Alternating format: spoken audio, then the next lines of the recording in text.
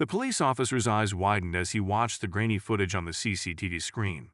The clip showed a man, wearing a dark hoodie and moving swiftly, carrying a little girl in his arms as he disappeared around a corner. Her red dress fluttered in the wind, and she seemed small and helpless against the broad figure holding her. "Freeze it!" Officer Reed shouted, and the video paused on the man's face as he briefly glanced up at the camera, revealing familiar features. "Wait, isn't that?"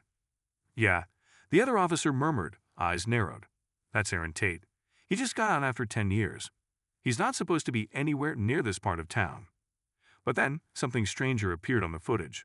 Just a moment before the man picked up the girl, she seemed to reach out toward him, like she knew him, like she wanted him to pick her up.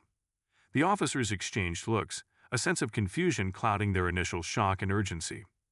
"Rewind it. Let's see how she got there in the first place." The screen flickered, and the footage rewound, bringing with it a twist that neither officer could have seen coming. Someone else was watching a little girl before the man picked her up, someone the officers had never seen before. Who could this strange man be? Earlier that day, it was an ordinary sunny afternoon in Greendale, a small town with friendly neighbors and quiet streets. 9-year-old Rosie Whittaker was playing in her front yard, running in circles with her pink balloon bobbing along behind her. Rosie loved her balloon and would not let it go, even when her mom, Mrs. Whittaker, called her in for a snack. She had no idea someone was watching her. Just a few streets away, Aaron Tate was struggling to adjust to life outside prison. 10 years inside had changed him. He had gone in a young man, but now, in his 30s, the world seemed new and confusing. Every look he got felt hostile. Every whispered word felt like an accusation, though he kept his head down and tried to go about his day. He wasn't expecting kindness, but the quiet scorn and distrust was more than he could bear. As he walked down the road, Aaron heard a laugh that caught his attention. He looked up and saw Rosie with her pink balloon, her laughter filling the air as she played in her yard. Aaron tried to keep walking, but something made him pause. He had once known a little girl like Rosie. Memories flooded back, some of joy, others painful. His heart clenched. Across the street, Mrs. Whittaker stepped outside to check on her daughter. She saw Rosie laughing and decided to let her play for a few more minutes. She didn't notice Aaron, but the neighborhood watch did. The two men on watch that day had noticed the ex-convict walking through their quiet town. They exchanged looks, suspicious of his varied presence. They whispered, "Isn't that Aaron Tate? Just got out." The words buzzed between them, and without a second thought, they decided to keep an eye on him. Unaware of the watchful eyes, Aaron finally tore himself away and continued down the sidewalk. He just wanted to leave, to avoid trouble, but the sound of Rosie's laughter seemed to follow him. It reminded him of the life he'd lost, of a time he'd give anything to go back to. He walked faster, trying to shake off the thoughts, but they clung to him. Hours later, evening crept in, and Rosie's mother called her inside for dinner. Rosie hesitated, looking back longingly at her balloon. But when her mom insisted, she finally let it go, and it floated up into the sky. That's when everything started to change. As darkness fell, Mrs. Whittaker went to check on Rosie before bed, only to find her room empty, her bed untouched. Panic seized her, and within moments, the whole neighborhood was out searching. Flashlights and calls filled the night, but there was no sign of Rosie. And then someone remembered seeing Aaron Tate. Mrs. Whittaker's heart raced as she watched the officers huddle, discussing something in low voices. She'd overheard them mention Aaron Tate, and her stomach dropped. Aaron, the man everyone in town knew had just been released, had been seen walking back earlier. Some neighbors whispered about him hanging around near Rosie's yard, while others claimed they saw him hurry off toward the park around dusk. The suspicion took on a life of its own. "Ma'am," Officer Reed approached her gently. "We have reason to believe your daughter might be with Aaron Tate, the man who was recently released from prison. We're reviewing security footage to confirm his whereabouts around the time Rosie went missing." Mrs. Whittaker's face went pale. "Aaron? But why would he take my daughter? He doesn't even know her." Her voice was a mix of disbelief and desperation, every word trembling with fear. "We don't know yet, but we're doing everything we can to find her." Reed's tone was steady, though the look in his eyes showed he was just as worried. The neighborhood was alive with tension as officers began knocking on doors and asking for any additional information. Friends and neighbors whispered to each other, sharing every rumor and suspicion they could muster. The truth didn't matter as much as their fear and frustration did. And then, as if to add fuel to the fire, one of the officers returned from reviewing a neighbor's security camera footage. He had a stunned look on his face as he showed his fellow officers a clip on his phone. They'd all watched, and the buzz of the neighborhood chatter died down as the officers' expressions shifted from concern to confusion, and then something like shock. Aaron had woken up early that day, restless and unsure of what to do. For the first time in 10 years, he had nowhere to be. No schedules, no guards, no cellmates. He had a tiny government-supplied apartment, a handful of job applications, and a lot of doubts about what lay ahead. The world had changed so much since he'd been locked up. With no plans for the day, he decided to take a walk. He stuffed his hands in his pockets and wandered the quiet streets, hoping that maybe some fresh air would clear his mind. But everywhere he went, he felt like he was being watched, like every person who looked at him somehow knew who he was and what he'd done. When he passed by a small park near Rosie's neighborhood, he felt a strange sense of peace, like maybe this place was a sign that he could have a second chance. He watched a few kids playing on the swings, laughing and calling out to each other. Aaron quickly looked away, his heart tightening. He knew he had no business being around anyone's children, not with his past. Yet, just as he turned to leave, something caught his eye, a little girl, maybe 8 or 9, with curly brown hair and a bright pink balloon. She reminded him of his own little sister, back before everything in his life had changed. Memories he'd tried to bury flooded back, and he froze. The girl laughed, tossing her balloon up and trying to catch it as it floated down. For a brief moment, she glanced over at him and smiled, not with fear or suspicion, but with a pure, simple smile. Aaron felt warmth in his chest, something he hadn't felt in years. It was a fleeting moment, but it shook him to his core. Then he noticed 2 men from the neighborhood watched staring at him, their faces full of judgment and distrust. He immediately looked down and continued walking, knowing how bad it would look for him to linger near the children. As the day went on, Aaron struggled to shake off the feeling that he was being followed, watched, tracked. Even though he was careful to avoid any place he might get into trouble, he felt the weight of the town's suspicion on him. He knew it would be hard to shake his reputation, but he hadn't expected it to feel so suffocating.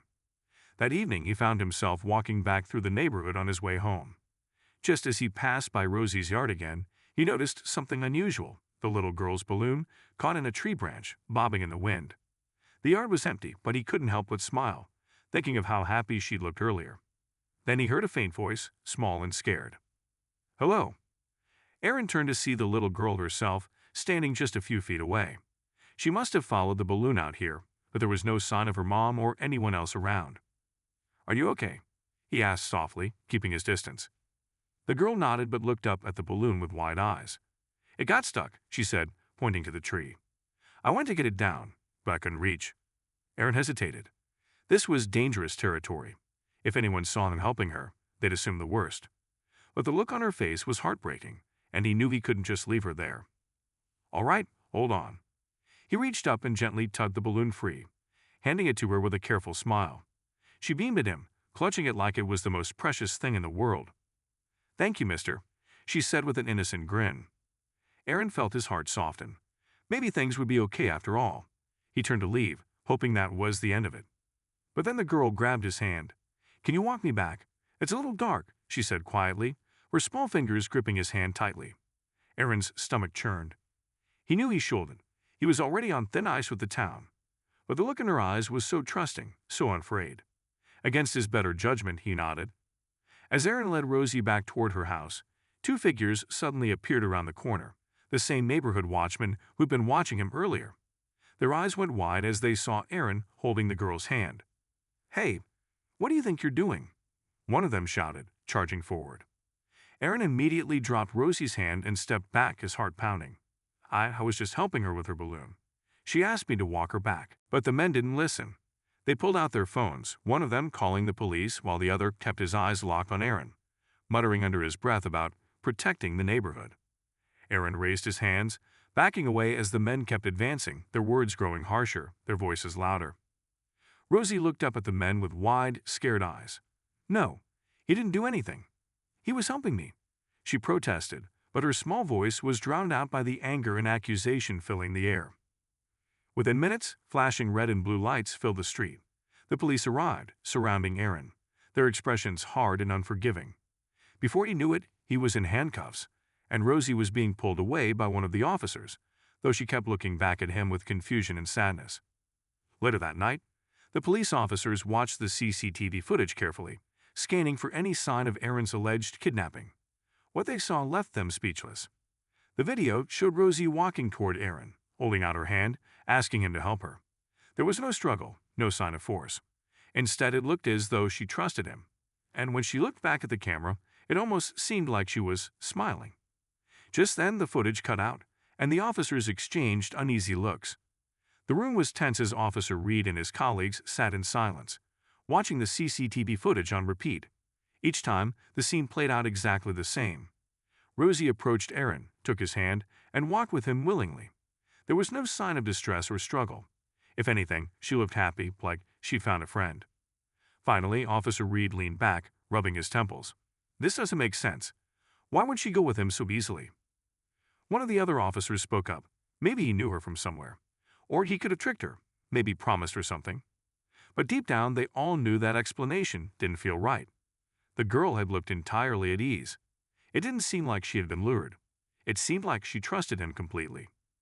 As they continued to watch the video, trying to piece together the puzzle, a call came through on Reed's radio. "Reed, we've got Mrs. Whittaker down here at the station. She's insisting on speaking to you." Reed sighed, knowing it wouldn't be an easy conversation. He glanced at the clock on the wall. It was close to midnight, and they were no closer to finding Rosie than they'd been hours ago. "I'll talk to her," he said, standing up. "Keep going through the footage, see if there's anything we missed." In the waiting area of the station, Mrs. Whittaker looked exhausted. Her eyes were puffy, and she clutched a tissue in her hands, twisting it nervously. When Reed approached her, she stood up, desperation in her gaze. "Did you find her?" she asked, her voice barely more than a whisper. Reed shook his head. "We're still looking, but we found some footage that gives us a little more context. I think there's something you should see." He led her to the room, where they'd been reviewing the video.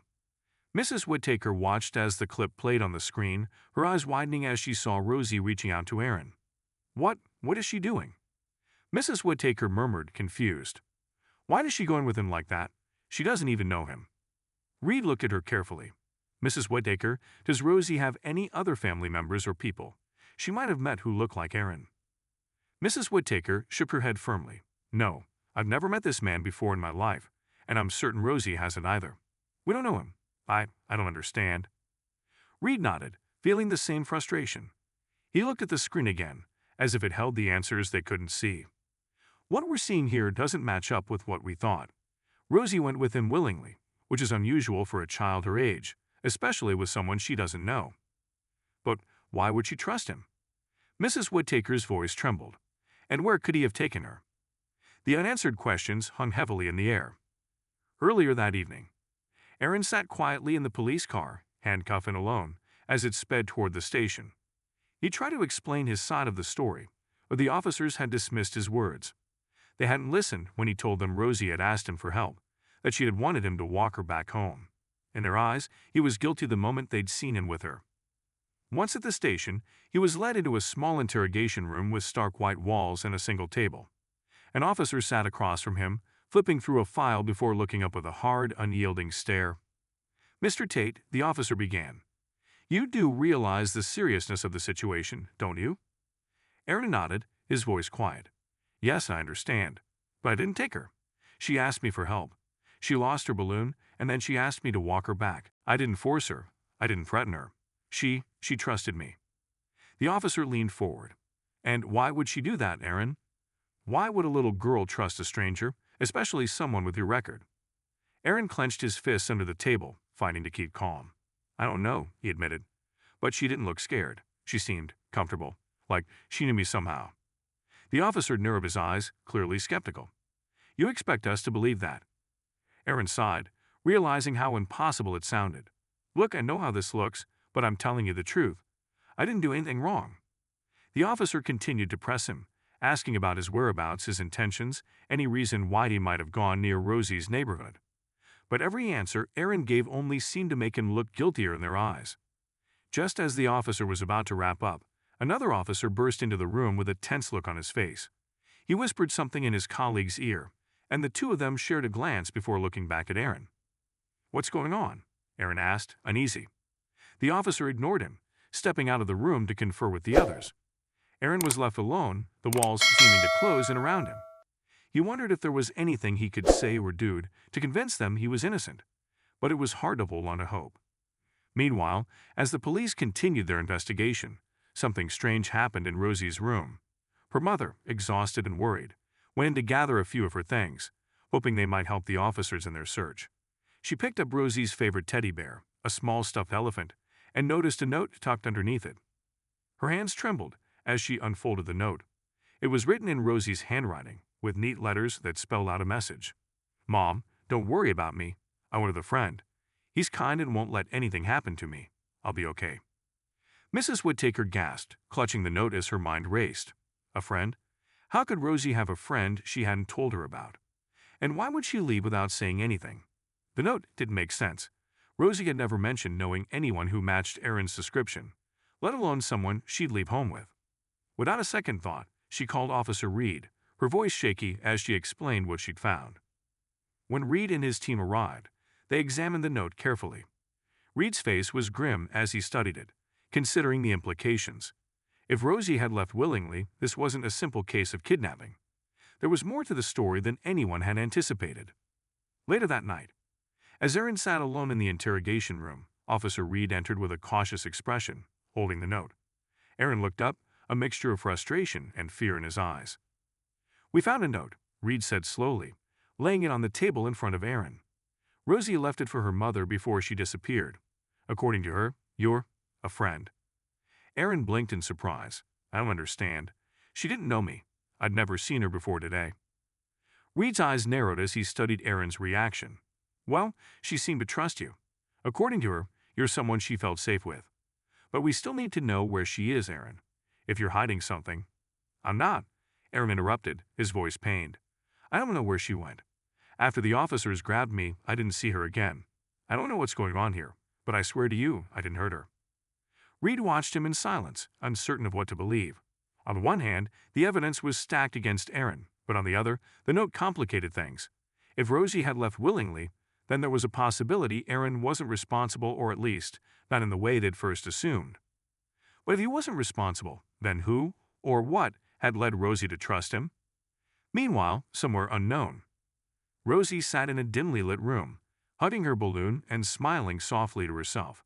The man beside her, a kind stranger with a soft voice and gentle eyes, told her stories that made her feel safe and happy. She didn't understand why people were so afraid of him. "Are you going to be my new friend?" she asked, looking up at him. The man nodded, smiling faintly. "Yes, Rosie, I'll be your friend, and I'll make sure no one hurts you." Outside, the sounds of the town's frantic search were distant, barely reaching her ears. Rosie felt safe in this quiet place, unaware of the storm her disappearance had caused. The small interrogation room was filled with tension as Officer Reed tried to make sense of Aaron's story.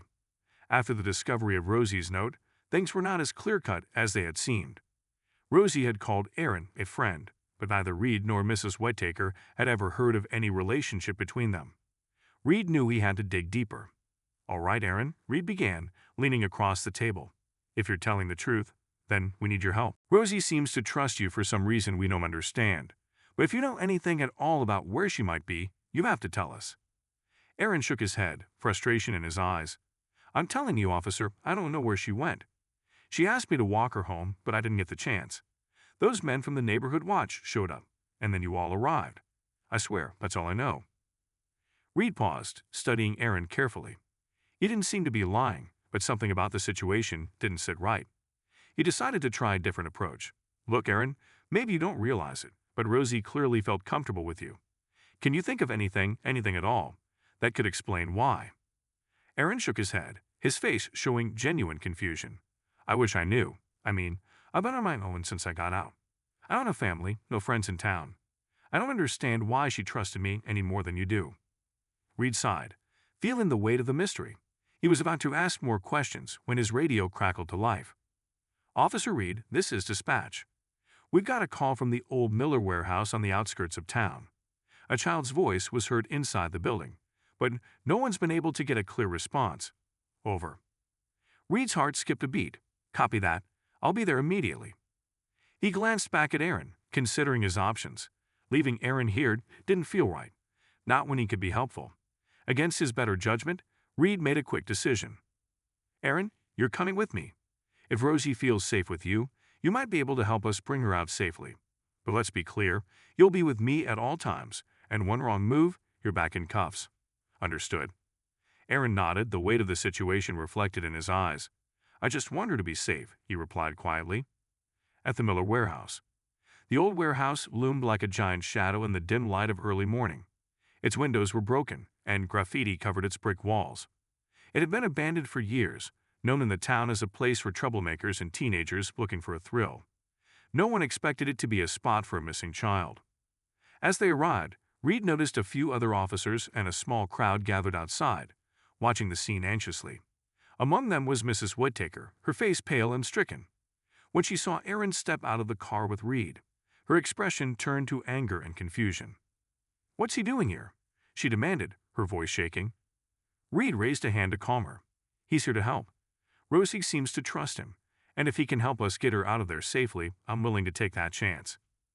Mrs. Whittaker didn't look convinced, but she nodded, her fear for her daughter outweighing her anger. She stepped back, clasping her hands tightly as Reed and Aaron made their way to the entrance. Inside the warehouse, every sound echoed, creating an eerie atmosphere. Reed's flashlight beam cut through the darkness as he called out, "Rosie, it's Officer Reed. Are you in here?" For a moment, there was only silence. Then a faint voice responded, almost like a whisper. "Officer Reed, is that you?" Reed's heart leaped at the sound.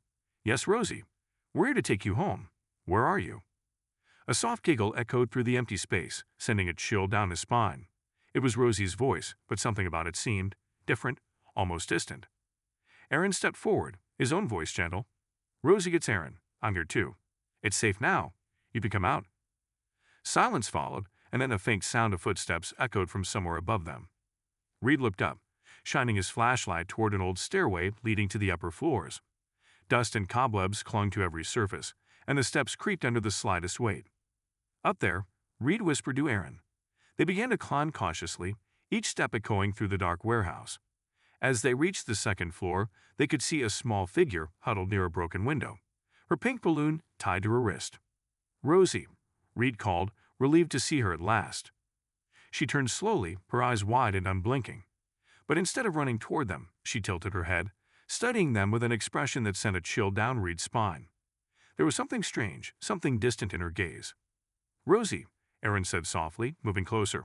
"Are you okay? Everyone's been so worried about you." Rosie didn't answer. She just looked at him with those wide, dark eyes as if she was trying to remember something. "Aaron?" she finally asked in a small voice. "Are you my friend?" Aaron swallowed, feeling the weight of her words. "Yes, Rosie, I'm your friend. I want to help you." She smiled, a small, innocent smile that seemed almost sad. Then she extended her hand, motioning for him to come closer. Aaron hesitated, glancing at Reed, who nodded, urging him to go ahead. Slowly, Aaron stepped forward, reaching out to take her hand. But just as his fingers brushed hers, Rosie suddenly pulled back, her expression changing to one of fear. She stumbled backward, her hand gripping the balloon string tightly. "No," she shouted, her voice echoing through the warehouse. "He's not safe. He's going to hurt me." Aaron's heart sank. "Rosie, I would never hurt you. I'm here to help." But Rosie kept backing away, her eyes wide with terror. She was looking at him as though he was a stranger, as though she'd never trusted him at all. Just then, Reed's radio crackled again. "Officer Reed, this is dispatch. We've received reports that Rosie was seen at a different location, near the old park. Please confirm her location." "Over." Reed froze, his mind racing. Rosie was here, right in front of them, wasn't she? He glanced back at the girl, his eyes narrowing. Something wasn't right. Her figure seemed blurry in the dim light, almost transparent, and then, in an instant, she was gone. The space where she had been standing was empty, with only the pink balloon drifting down to the floor. Aaron stared stunned. What just happened? Where did she go?" Reed swallowed hard, shaken. "I don't know. But that wasn't Rosie. At least, not the Rosie we're looking for." A chill settled over the warehouse, as if they were being watched by something unseen, something that didn't belong in this world. Reed realized that whatever had happened to Rosie, there was a darker mystery at play, one they didn't understand. He picked up the pink balloon, turning it over in his hands. There was a note tied to the string, written in that same neat handwriting from before. "Help me. He's coming." Reed's heart pounded as he read the note aloud, dread filling his chest. "Who's coming, Rosie?" he whispered, though he didn't expect an answer. Aaron looked at him, his face pale. You don't think this is about me, do you? I would never hurt her." Reed shook his head, feeling torn. "I don't know what to believe anymore. But whatever this is, it's not something I've ever seen before." Just then, Reed's radio crackled with another message. "Officer Reed, we got another report of a child's voice coming from the woods near the park, requesting immediate backup."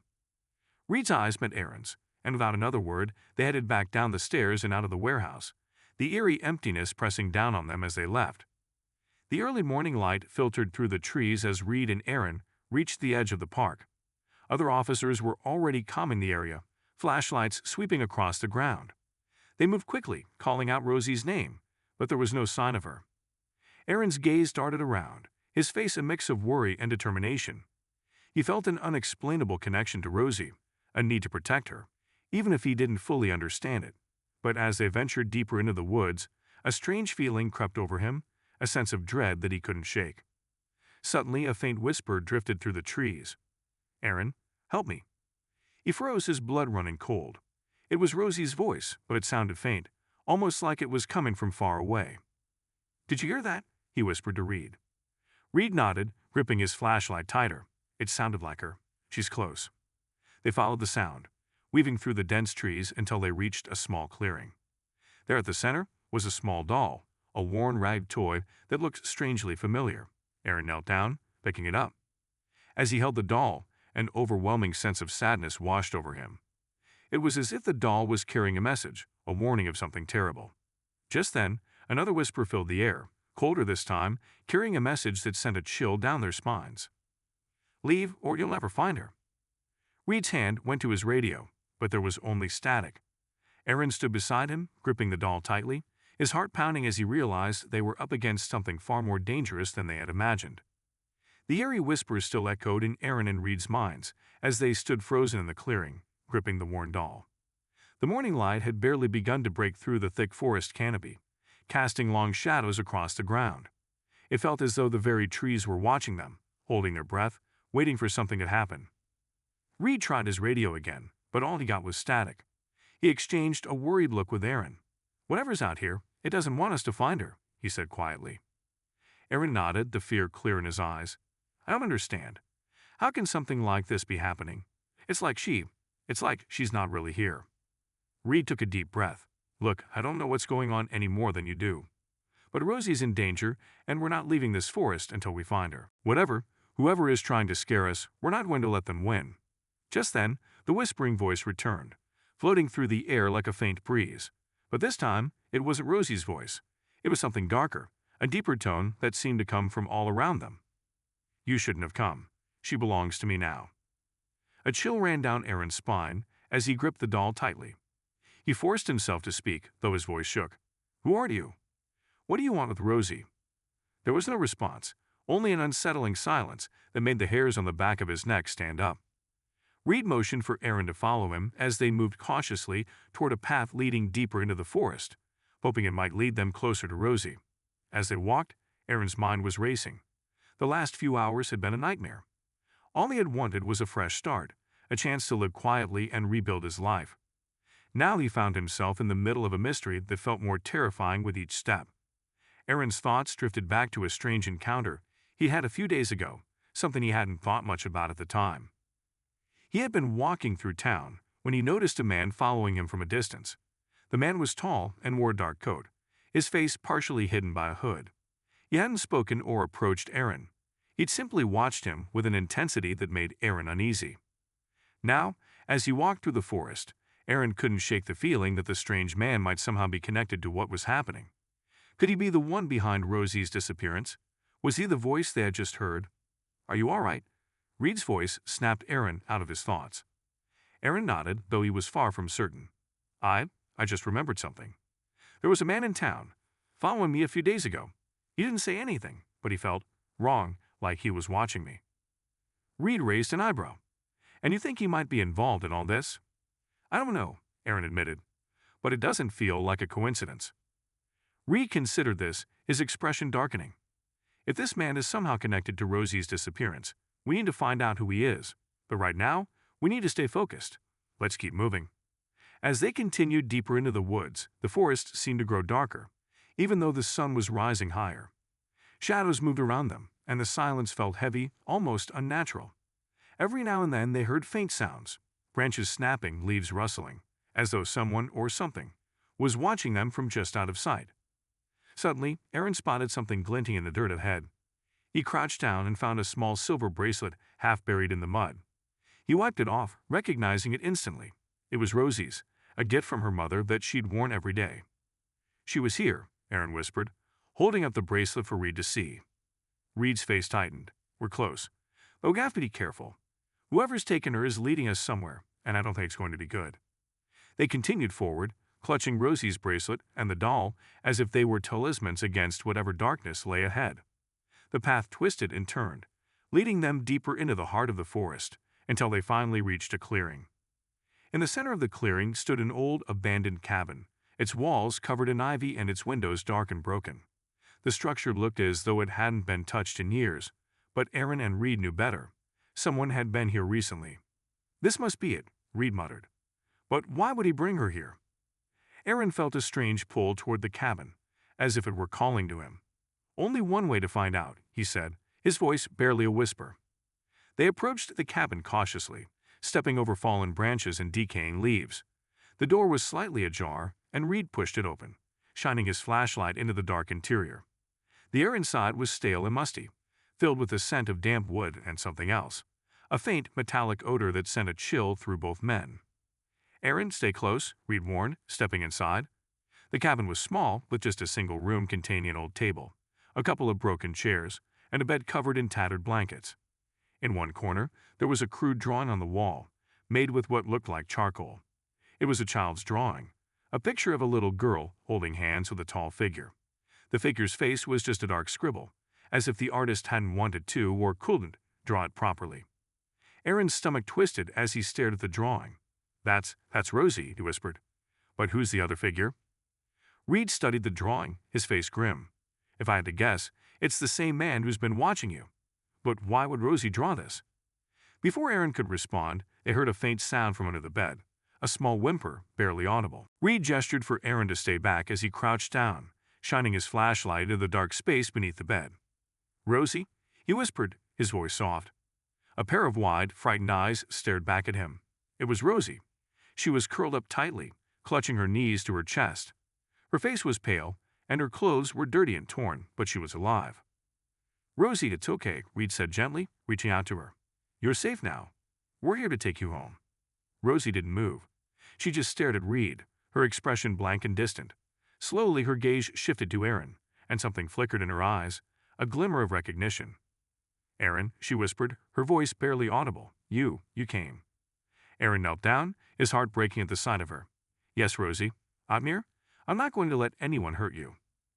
For a moment, it seemed like she might reach out to him, but then she shrank back, her eyes filling with fear. He said you'd come. He said you'd try to take me away from him." Aaron felt a cold chill run through him. "Rosie, who are you talking about? Who told you that?" She shook her head, trembling. He's here. He's always here, watching. He said he's my friend, but I don't want to be his friend anymore." Reed and Aaron exchanged a grim look. Whoever had taken Rosie had done something to frighten her deeply. They needed to get her out of there before it was too late. "Rosie," Reed said firmly, extending his hand, "we're going to leave now. You don't have to be afraid anymore. He can't hurt you if you're with us." Rosie hesitated, her gaze darting around the room as if she expected the man to appear at any moment.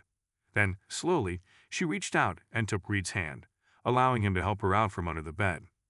As they stood up, Aaron noticed something strange on the wall, a message scrawled in the same charcoal as the drawing. It was written in messy, uneven letters, as if someone had written it in a hurry. "You can't take her. She belongs with me." Aaron's heart raced as he read the message. It was clear that whoever had written it was nearby, watching them. He felt a surge of protectiveness for Rosie, an intense need to keep her safe from whoever or whatever had claimed her. "We need to go now," Reed said, his voice tense. They hurried toward the door, Rosie clinging to Reed's side as they stepped out of the cabin and into the clearing.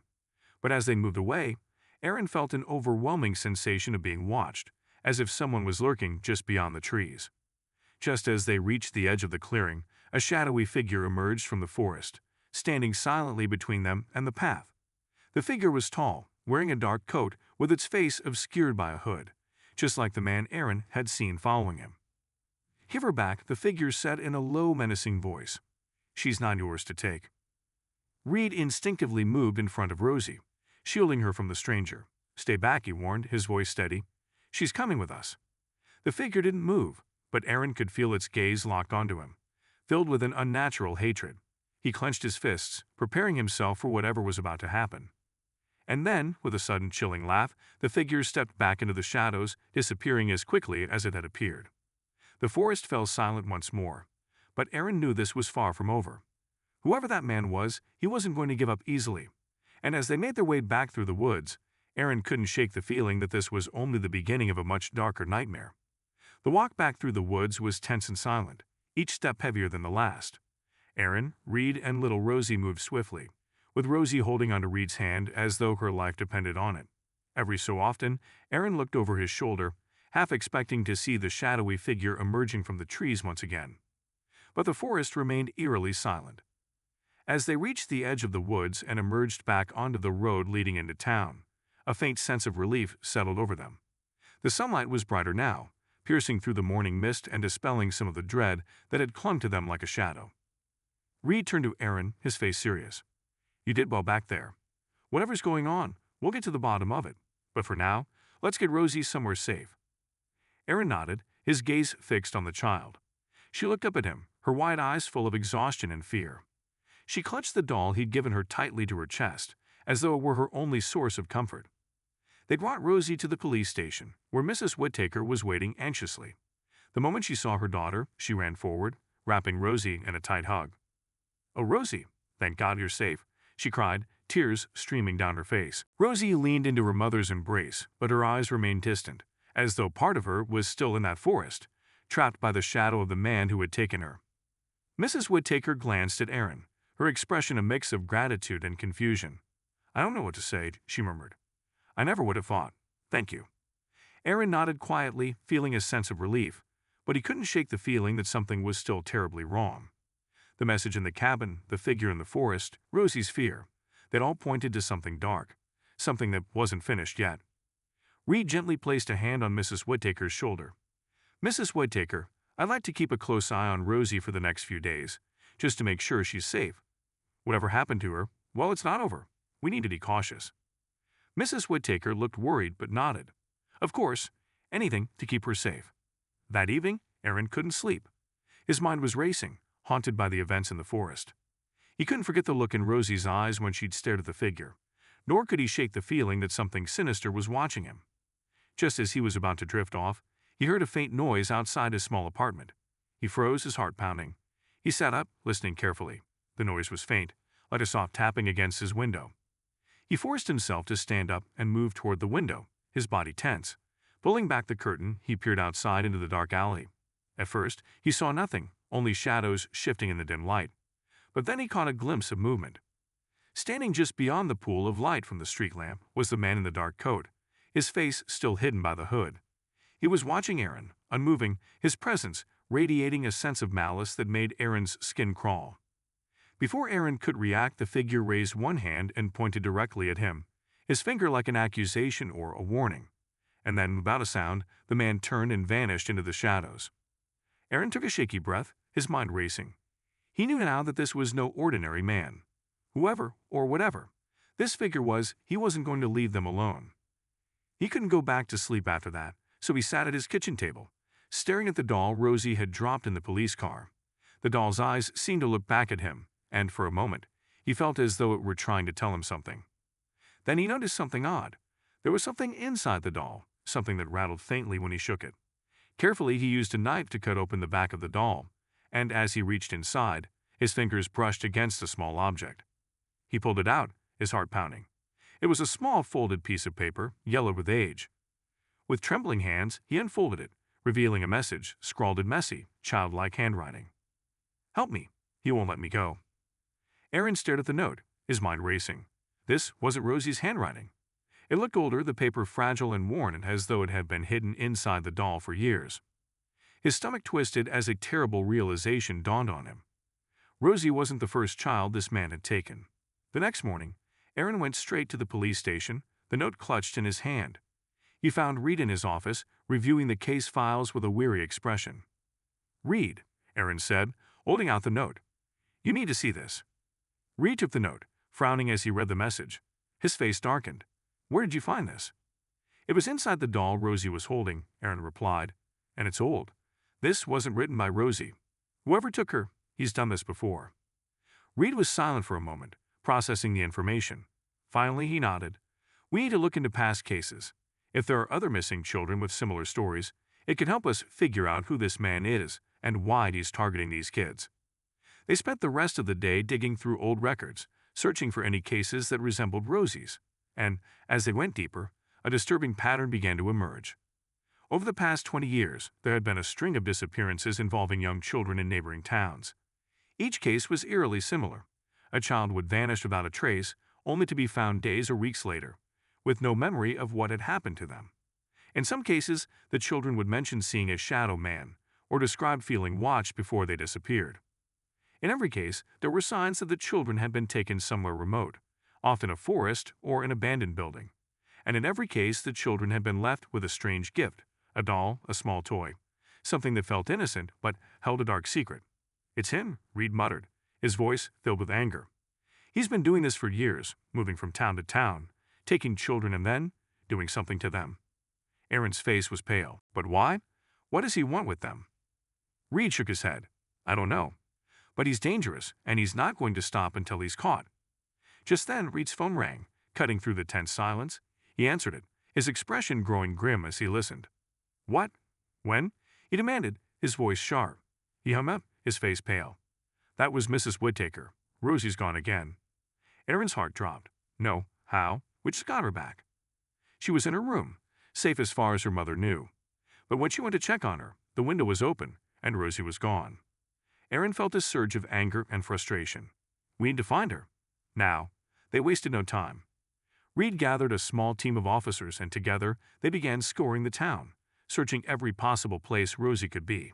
But Aaron knew, deep down, that Rosie was back in the woods, drawn there by something far beyond her control. As they made their way toward the edge of the forest, Aaron felt a strange sense of dread settle over him. This time felt different, more urgent. It was as if the shadowy figure knew they were close to discovering his secret, and he was determined to stop them. When they reached the edge of the forest, Reed turned to Aaron, his face hard. "We'll split up. If you find anything, radio for help immediately. Don't try to face him alone." Aaron nodded, though he knew he couldn't promise that. He had to find Rosie, no matter what it took. As Aaron moved deeper into the woods, the air grew colder, and the shadows seemed to close in around him. He could feel the man's presence, watching him from somewhere unseen, taunting him with every step. Then, up ahead, he saw a flicker of movement. He crept forward, his heart pounding, and there, in a small clearing, he saw Rosie. She was standing alone, her back to him, her figure eerily still. He took a step forward, calling her name softly. "Rosie, it's me. It's Aaron. I'm here to take you home." Slowly, Rosie turned to face him, but her expression was blank, her eyes empty and distant. She held the doll in her hands, clutching it tightly. "Aaron," she whispered, her voice sounding strange, almost hollow. "He doesn't want me to leave." A chill ran down Aaron's spine as he realized that she wasn't alone. Just beyond the edge of the clearing, hidden in the shadows, was the man in the dark coat, his hood pulled low over his face. "You shouldn't have come here," the man said, his voice low and menacing. "She belongs with me now." Aaron clenched his fists, his anger boiling over. "Let her go. She's just a child. Whatever you want with her, it ends now." The man's laughter echoed through the clearing, cold and mocking. "You don't understand, do you? She chose me. She wanted to be with me, and she will be, forever." Before Aaron could react, the man reached out and Rosie took a step toward him, her eyes blank and unseeing. "Rosie, no," Aaron shouted, reaching out to grab her. But as he lunged forward, the man stepped back into the shadows, pulling Rosie with him.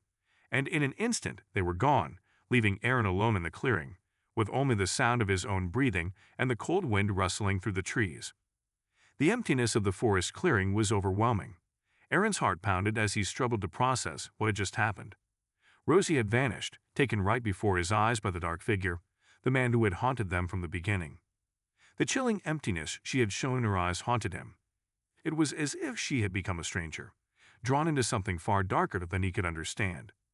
He sank to his knees, the weight of failure crushing him. But before he could let despair take hold, he heard Reed's voice crackle through the radio, his tone frantic. "Aaron, have you found anything? Any sign of her?" Aaron fumbled for the radio, his voice strained. "Reed, he has her. I saw him. He took her right in front of me.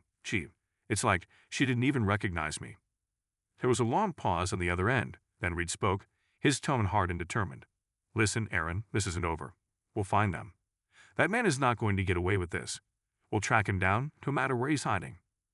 Aaron took a deep breath, clinging to the resolve in Reed's voice. "You're right," he said, forcing himself to stand. "We'll bring her back." Back at the police station, Reed and Aaron gathered every bit of information they could about the mysterious figure who had taken Rosie. They combed through every missing persons report, every sighting of a shadowy figure, but all they found were fragments. Whispers of a man who moved through the shadows, taking children and leaving families shattered.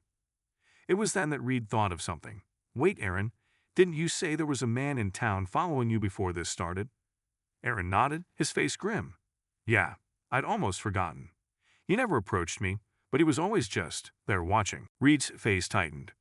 "What if he's been tracking you this entire time, waiting for the right moment?" A chill ran down Aaron's spine. "But why? Why would he target me and then go after Rosie?" Reed's expression darkened. "Maybe he saw you as a threat. Maybe he knew you'd try to help her. We need to find out who he is and why he's so obsessed with keeping her." That night, Aaron couldn't sleep. Every time he closed his eyes, he saw Rosie's face, her blank, unseeing eyes staring back at him. He tossed and turned until finally he sat up and reached for the doll. The note he had found inside it still lay on his table, its message haunting him. "Help me. He won't let me go." He held the note, trying to imagine the child who had written it, the terror they must have felt. Was it possible that they were still out there, lost and forgotten? Suddenly, an idea struck him. What if the note wasn't just a plea for help? What had held a clue? He examined the paper more closely, searching for anything he might have missed. That's when he saw it, a faint smudge of ink at the bottom corner of the note. It looked like part of a stamp, faded and worn, but he could just make out a few letters. H and E. Aaron's mind raced. It was just a fragment, but it was something. He grabbed his phone and quickly looked up every location nearby with a name that started with those letters. After a few minutes, he found it, an old abandoned estate on the outskirts of town, known as Shepherd's End. "Reed," he said urgently, calling his partner. "I think I know where he's taken her." Reed and Aaron drove through the dark night, the road winding through dense woods until they reached the crumbling gates of Shepherd's End. The estate was a ruin, its windows shattered and walls covered in ivy, as if it had been abandoned for decades. They parked a safe distance away and approached cautiously, flashlights in hand. As they neared the entrance, Aaron noticed something carved into the stone by the front door, a symbol crude and barely visible, a pair of interlocking circles with a jagged line running through them. "It looks like some sort of ritual mark," Reed murmured, examining it closely. "This place has a dark history. Rumor has it there were strange gatherings here, secret societies. It's no wonder it's been left to rot." They entered the estate, their footsteps echoing through the empty halls. The air was thick and oppressive, filled with the faint scent of decay. Shadows danced on the walls as their flashlights moved over broken furniture and dust-covered floors. Aaron's heart pounded as they moved deeper into the building. Every creak, every whisper of wind sounded like footsteps behind them. But he pushed forward, his mind focused on one thing, finding Rosie. After searching the main rooms, they found a door leading down to the cellar. The air grew colder as they descended, and the darkness seemed to close in around them.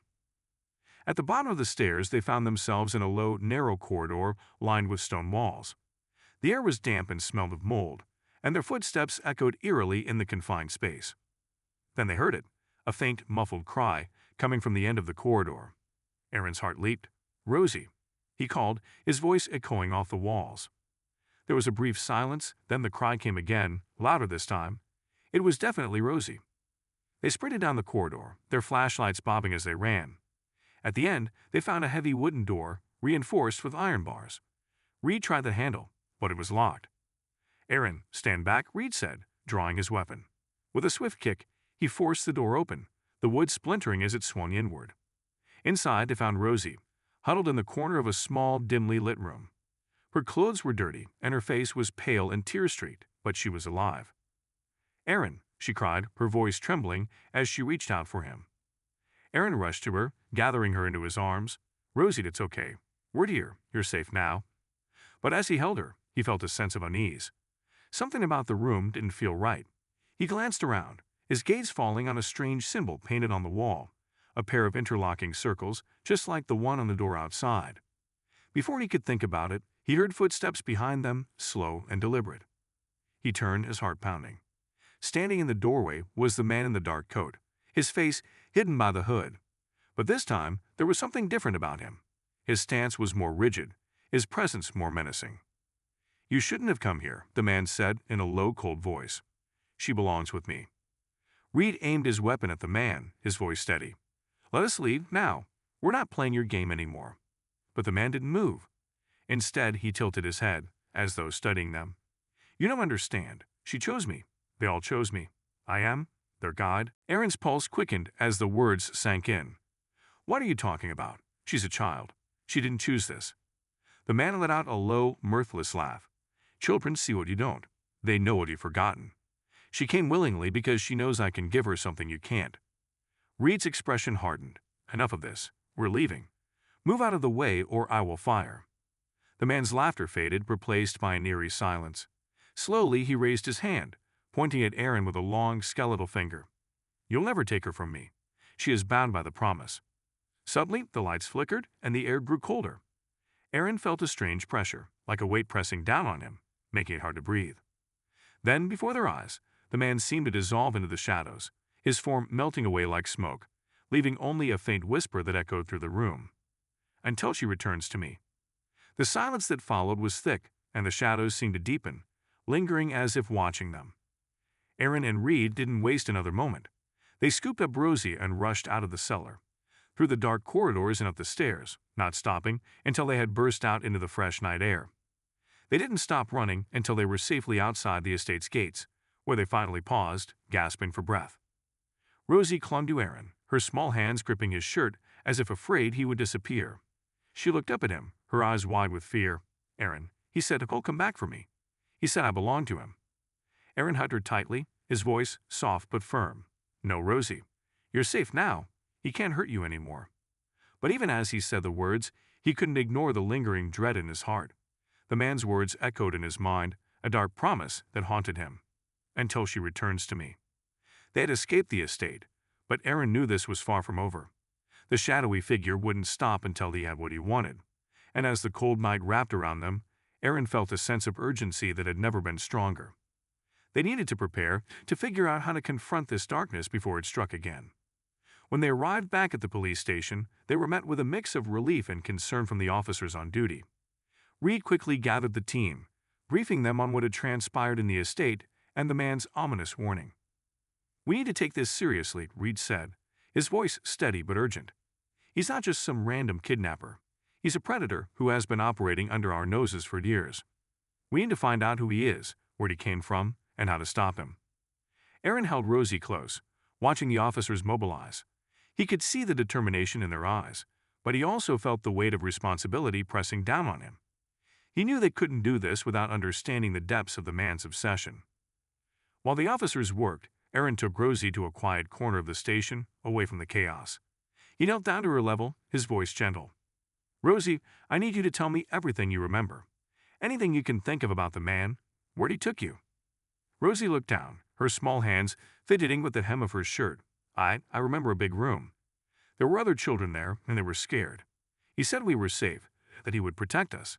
But I didn't want to stay. I wanted to go home." "Did he ever tell you where he was taking you? Did he mention anything about why he was keeping you?" Aaron pressed, hoping to unlock more of her memories. She hesitated, her eyes darting as if she were searching for the right words. "He talked about a place, somewhere special. He called it the sanctuary. He said it was for children who could see things others couldn't." Aaron's heart raced. The sanctuary. "Do you remember anything else? What was it like?" "It was dark, and there were lots of dolls," she whispered, her voice trembling. "He said they were our friends, but they looked scary." A chill ran down Aaron's spine as he thought of the note he found in the doll. "Did he ever say what happened to the other children? Where did they go?" Rosie shook her head, her eyes wide with fear. "No, he just said we had to listen to him. that if we didn't, he would make us disappear. Aaron felt a knot tighten in his stomach. This was worse than he had feared. This man was luring children into a trap, using their fears and innocence against them. After speaking with Rosie, Aaron rejoined Reed and the other officers. "I think I have an idea about where he might be hiding," he said. "She mentioned something called the sanctuary. It sounds like it could be a place where he takes the kids." Reed nodded, his eyes narrowing in thought. "We'll need to investigate this sanctuary, but first, we need to gather any intelligence we can find on past disappearances. If he's been doing this for years, there might be a pattern we can trace." The team worked late into the night, digging through old case files, interviewing families of missing children, and piecing together the man's history. They found reports of strange sightings, eerie noises coming from the woods, and several accounts of children claiming to have seen a shadow man lurking nearby.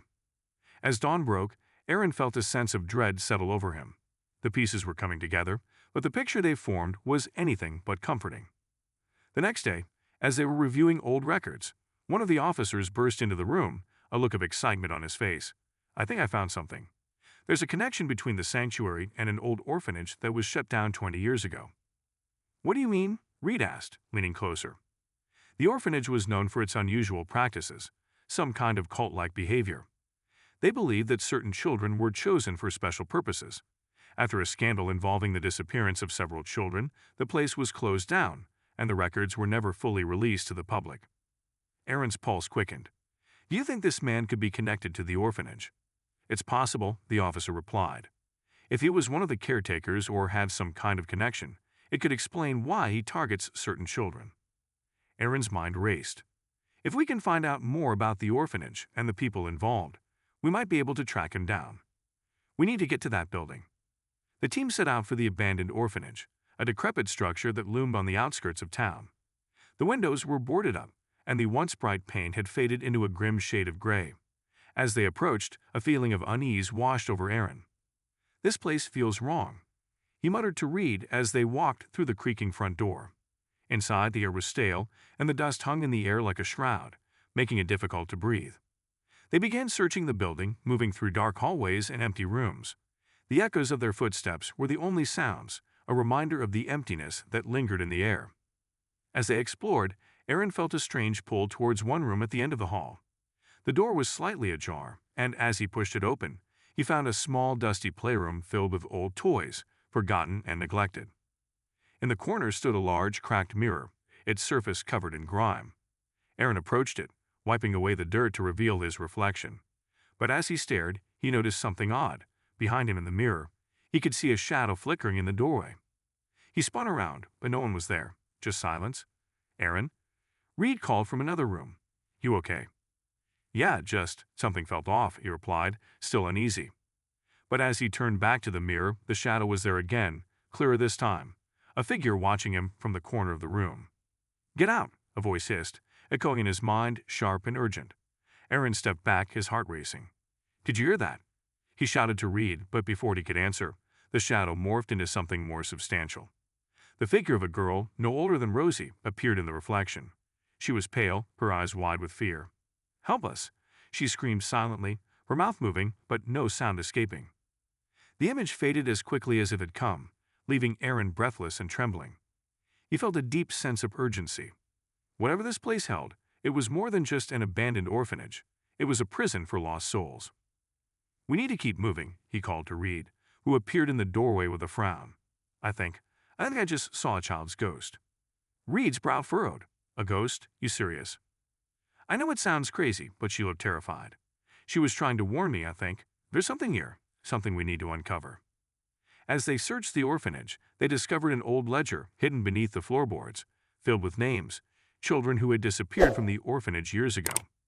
Each entry was marked with a symbol resembling the one they had seen at the estate. "This is it," Reed breathed, his eyes scanning the names. "We can't let this happen again." But just then, they heard a loud bang from the upper floor, followed by an unsettling silence. "What was that?" Aaron asked, glancing nervously at Reed. "We should check it out," Reed said, leading the way up the creaking stairs. As they reached the upper floor, they found themselves in a long hallway lined with closed doors. The atmosphere was thick, as if something was waiting behind each door. They moved cautiously, stopping at the first door on the right. Reed opened it slowly, revealing a darkened room filled with old furniture and dust-covered toys.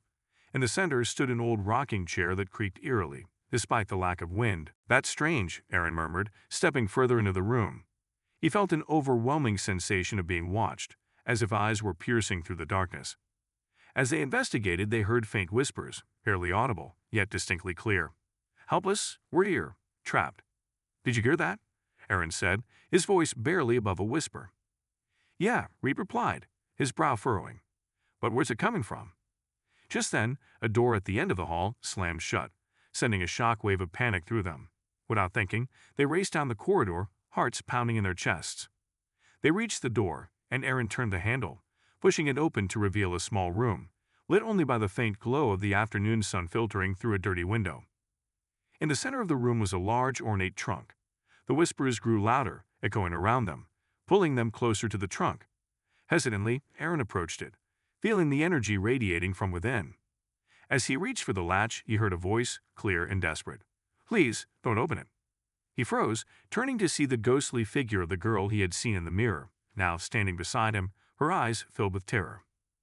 "Get away from there. They'll come for you," she warned, reaching out as if to stop him. But it was too late. Aaron lifted the lid of the trunk, and a cold rush of air filled the room, swirling around them like a storm.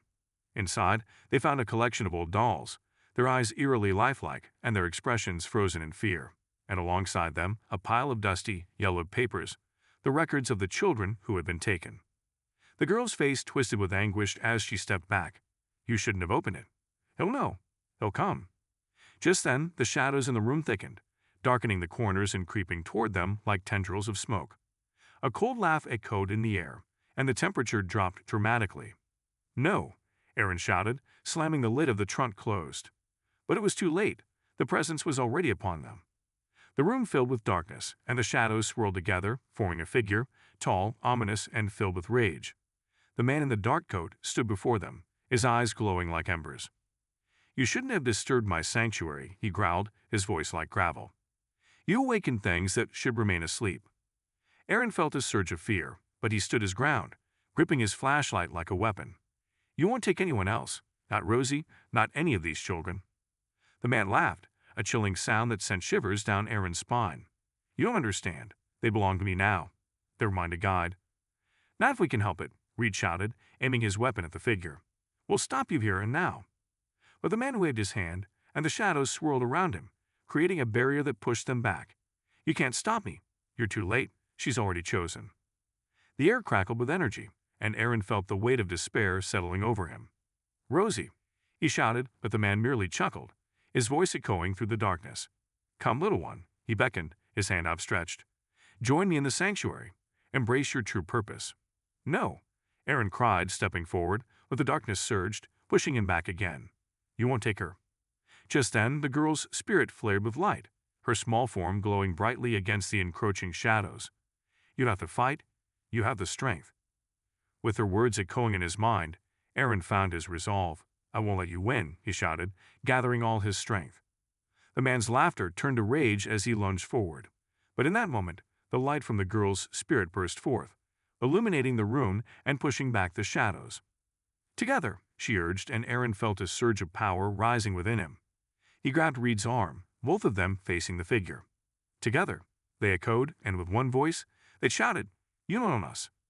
The light flared brighter, filling the room and pushing back the darkness, momentarily banishing the man and his shadows. But as they stood, breathless and shaking, Aaron knew this battle was far from over.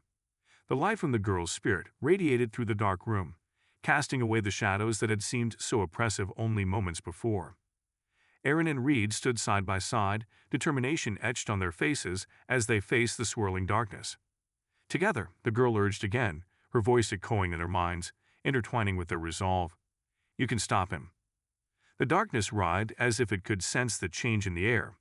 The man in the dark coat stumbled back, his eyes wide with surprise, but then a sneer twisted his lips. "You think you can defeat me? I've been here longer than you can imagine. You're just two foolish souls playing at bravery," he growled, his voice growing deeper, resonating through the air. "No," Aaron shouted back, stepping forward. "You don't control these children anymore. You can't keep hiding behind shadows and fears. We're here to expose you." Reed raised his weapon, though he was unsure if it could affect this creature. Your reign of terror ends now. You will answer for what you've done." The girl's spirit shimmered beside them, her light flickering like a beacon. "We need to remember their names, all the lost children. Their spirits are trapped because of you." Aaron's heart raced. Right, the ledger. He turned and rushed back to the trunk, the remnants of the darkness swirling around him, trying to pull him back. He quickly opened the trunk again and grabbed the pile of papers, feeling the coldness of the room pressing against him. "Remember their names," he yelled, clutching the records tightly. He began to read them aloud, his voice echoing against the walls, filling the room with purpose. "Sarah, Jacob, Lily, all the children you took," he cried, each name resonating with power. The light from the girl grew brighter with each name spoken, and he could feel the spirits stirring, their energies awakening. "No," the man screamed, the shadows around him beginning to flicker and fade. "You can't release them. They belong to me." "Not anymore," Reed yelled, stepping forward with Aaron. "They deserve freedom, not fear. You can't keep them in your twisted sanctuary." With each name Aaron spoke, he felt the weight of the past lifting, the oppressive darkness losing its grip. The girl's spirit danced around them, joining in, her voice rising above the chaos. "You have no power over us. We are more than your shadows." As they reached the final name on the list, the man's figure began to break apart, the shadows collapsing in on themselves. "This isn't over," he bellowed, but his voice grew weaker, the fear in it undeniable. "Your time is finished," Aaron declared, the last name leaving his lips. The light exploded in a brilliant flash, filling the room with warmth and hope. The man screamed one final time as the light enveloped him, consuming the darkness he had thrived upon. And then silence. As the light faded, Aaron and Reed found themselves standing in the now quiet room, the oppressive darkness replaced with a soft glow. The air felt lighter, almost celebratory, as if the weight of many souls had been lifted. The girl's spirit appeared before them, radiant and smiling. "Thank you," she whispered, her voice filled with gratitude. "You freed us. You helped us find our way home." Aaron felt tears prick at the corners of his eyes. "We couldn't have done it without you. You were so brave." With a gentle smile, she nodded. "You showed me that bravery isn't just about fighting. It's about standing up for what's right." Suddenly the air shimmered and the room transformed. The old crumbling walls were replaced with vibrant colors and laughter echoed where silence once reigned. Children's voices filled the space, their spirits finally free. Aaron and Reed watched in awe as the children, long lost and forgotten, danced joyfully around them. They felt a profound sense of peace wash over them, a realization that they had not only defeated a great evil, but had also restored hope to the innocent. As they emerged from the orphanage, the sun shone brightly overhead, illuminating the path ahead. The police had arrived in droves, securing the area and ensuring the safety of the remaining community. Aaron and Reed reported everything they had witnessed, sharing the story of the man who had once held such power over these innocent souls. The evidence they gathered, the ledger, the witness accounts, and the revelation of the children, ensured that the case would be taken seriously. Days turned into weeks as the police worked to apprehend the remnants of the man's influence, tracking down any other potential victims, and ensuring the orphanage's secrets were exposed to the world. Finally, justice was served. The man, once a figure cloaked in darkness, was arrested after a thorough investigation revealed his ties to the cult-like practices of the orphanage.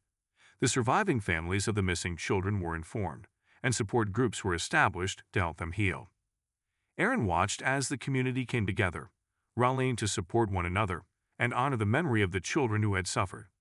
Memorials were erected, and awareness campaigns began to ensure that such horrors would never happen again. Months later, as the town began to heal, Aaron and Reed found themselves at a community event celebrating the rebirth of hope. Children played freely in the park, laughter ringing out, a stark contrast to the fear that had once gripped the community. "Can you believe how far we've come?" Reed said, clapping Aaron on the back. "It feels good to see things like this again." "Yeah," Aaron replied, his heart swelling with pride. "And it's all thanks to Rosie and those kids. They showed us what true strength looks like." As they chatted, a familiar figure approached, Rosie, her bright smile illuminating the space around her. "Thank you for saving me," she said, her eyes shining with innocence and gratitude. "You're my heroes." Aaron knelt down, meeting her gaze. "You were brave too, Rosie. You helped us find the courage to fight. You're a hero, just like us."